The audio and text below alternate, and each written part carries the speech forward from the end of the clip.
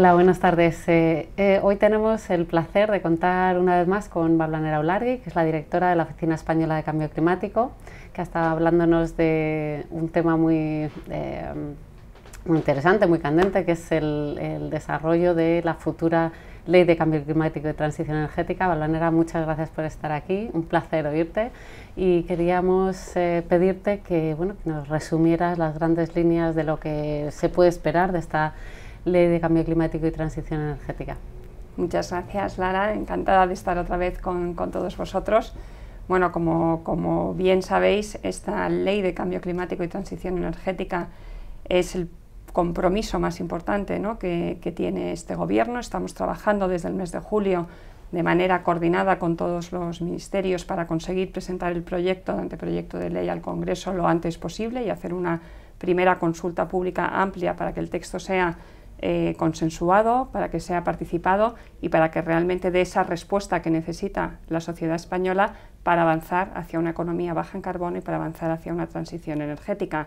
¿Qué grandes ejes tienen que inspirar esta ley? Pues como decimos, un marco institucional claro que ayude a elaborar nuevas hojas de ruta, elaborar nuevos procesos para reducir las emisiones de gases de efecto invernadero y para hacer una transición energética que es muy necesaria y que además tiene que ser justa y tiene que ser inmediata, porque necesitamos, ¿no?, promover la eficiencia energética, necesitamos promover las energías renovables. Es muy importante también,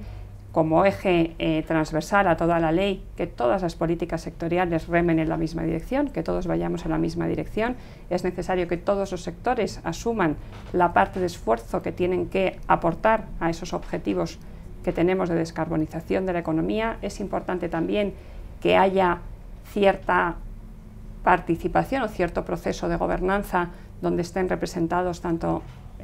los ciudadanos como las empresas, como las entidades financieras, para que entre todos podamos diseñar ese camino. También será muy importante los temas de transición justa, los instrumentos que nos demos para aquellos sectores, aquellos impactos, aquellos colectivos que van a recibir impactos mayores en este modelo nuevo de transición, no se queden atrás, puedan subirse a las oportunidades que se van a abrir, que son inmensas, porque el desarrollo sostenible sobre todo lo que trae son nuevas oportunidades para crecer en todos los aspectos, y todo eso también tendrá que ser uno de los grandes ejes, ¿no?, que inspiren esta ley. Por último, el quinto que quería comentaros es esa señal que se necesita a todos nosotros, no solamente a las administraciones públicas, sino sobre todo esas señales económicas para los inversores, para la sociedad, para que todos cambiemos nuestra forma o nuestras variables de tomar decisiones y avancemos juntos de la mano en este proceso de ley. La ley tiene que ser concisa, tiene que ser clara, tiene que establecer objetivos de reducción de emisiones, tiene que establecer todas las políticas e instrumentos que ayudarán a conseguir esos objetivos, tiene que establecer también, como decimos, informes del Banco de España, informes de las empresas, informes de las entidades sobre los impactos y los riesgos que va a tener nuestra sociedad frente al cambio climático. Tiene que tener un capítulo importante de adaptación al cambio climático, como entre todos vamos a intentar paliar ese riesgo que está ya en nuestro territorio. Trabajaremos en medidas de fiscalidad, cómo dar la señal precio adecuada, cómo fomentar o incentivar aquello que es bueno y cómo desincentivar aquello que es malo, todo en un paquete de medidas que tocarán sectores importantes como es la energía, como es la movilidad, como tiene que ser la eficiencia energética y sobre todo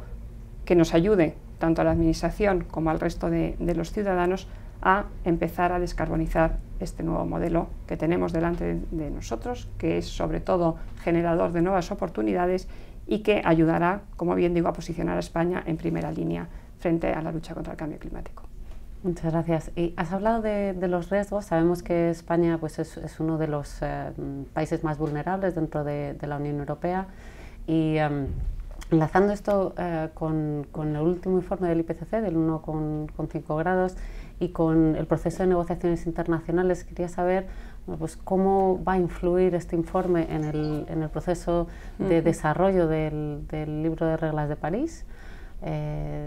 y qué es lo que podemos esperar de la COP24 en Katowice. Sí, la verdad es que la COP24 es una COP importantísima, es un hito muy importante en todo el proceso de negociación internacional, porque nos marcamos esta COP como la COP que tiene que dar respuesta a ese libro de reglas que tú dices del Acuerdo de París, que lo que ayuda es a que sea operativo, que la voluntad política se manifestó en París, se ratificó muy rápido y ahora necesitamos entre todos los países y respetando ese espíritu que ya cerramos en París, establecer cómo vamos a informar de nuestros compromisos,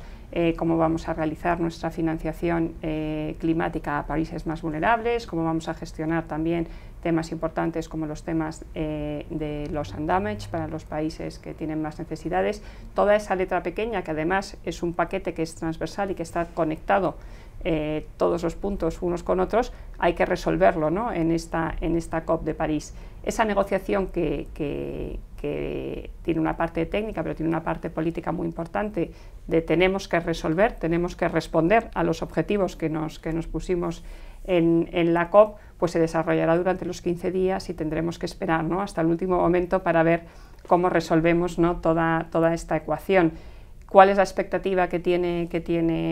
España y que tiene la Unión Europea? Evidentemente que se cierre un buen libro de reglas, sobre todo que se establezcan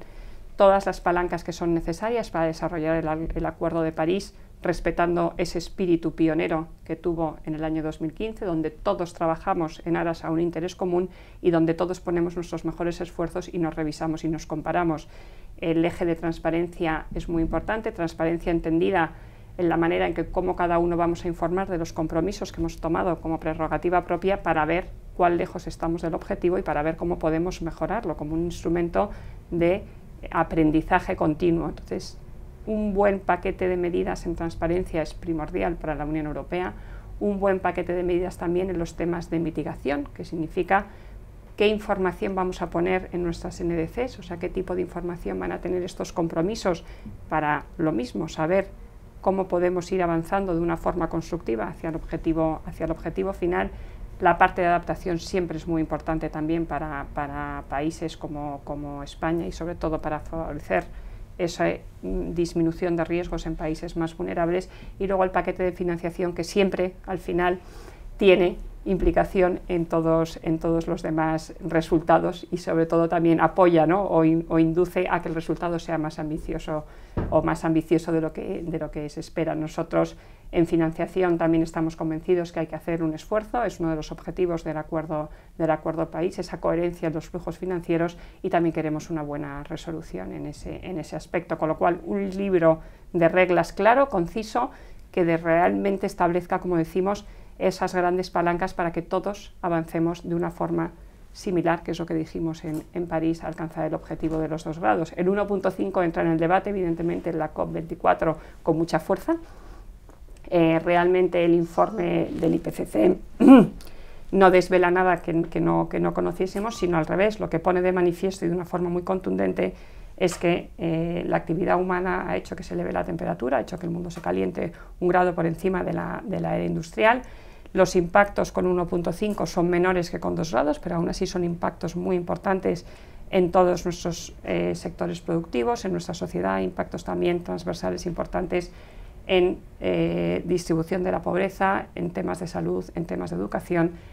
También da una visión positiva, que es posible revertir la tendencia, y a eso es a lo que nos tenemos que agarrar. ¿Cómo se hace? Con políticas ambiciosas, con ambición en el proceso, con urgencia en la puesta en marcha de acciones. Todo eso tendrá su espacio en el diálogo de Talanoa, que está también en